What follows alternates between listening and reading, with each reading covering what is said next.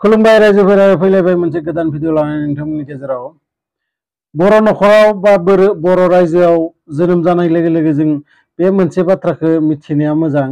बाथौ जों जाय धोरोमखौ जोङो मानियो, जाय धोरोमजों जों सोलिना थायो, बाथौ माने मा आरो बेसांजोन सेंग्राफोरा बेनि अर्थखौ मिथियो।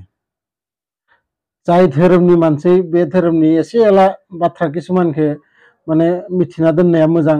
मानोना माब्लाबा गथ' निजेया हाबा खालामनायनि उनाव गथ'फोराबो सोंनो हानाय बा गुबुन मानसियाबो सोंनो हानाय जे नोंथाङा मा धोरोमनि मानसि, बाथौ धोरोमनि मानसि। बाथौ माने मा सोंबा मा होनगोन नोंथाङा?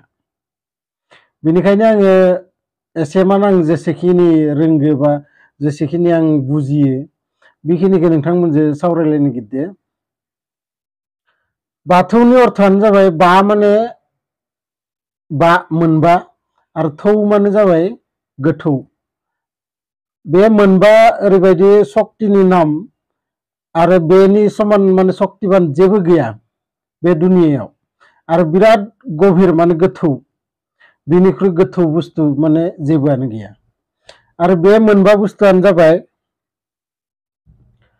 हा, अखरां, बार, दै आरो अर। बे मोनबा बुस्थुनि रखम माने जेबो शक्ति गोनां बुस्थुआनो गैया। नोंथांमोना गासैबो मिथिगो। बारा जुदि खोब गोसायै बारदोबाथाय बेखौ होबथानो हानाय शक्ति रावहाबो गैया। दिनै हाया माब्लाबा मावबाथाय बेखौ लाखिनो हानाय शक्ति रावहाबो गैया। दैया जेब्ला सुनामिफोर फैयो बेखौबो होबथानो हानाय रावहाबो शक्ति गैया। बिदिनो अखराङाव जेरै अखाया हाबाथाय बेखौबो लाखिनो हानाय रावहाबो शक्ति गैया। आरो अरा जुदि फारसेनिफ्राय जोंलांनो नागिरोबा माबायदि जोंलाङो नोंथांमोना गासैबो मिथिगो। जायखौ होबथानो हाया, जेब्लासिम बिनि माने एरियाया जोबागौ मानि बे जोंगासिनो थायो।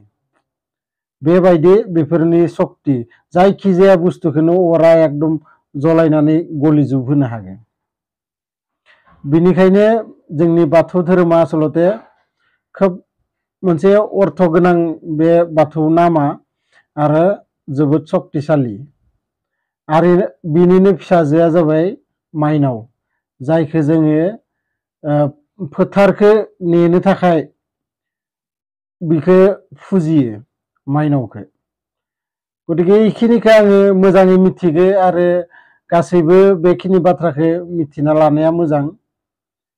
गतिके नोंथांमोना भिडिअखौ मोजां नुदोंबाथाय लाइक, शेयार, कमेन्ट्स खालाम आरो लोगोसे आंनि चेनेलाव गोदानै फैदोंबाथाय आंनि चेनेलखौबो साबस्क्राइब खालाम।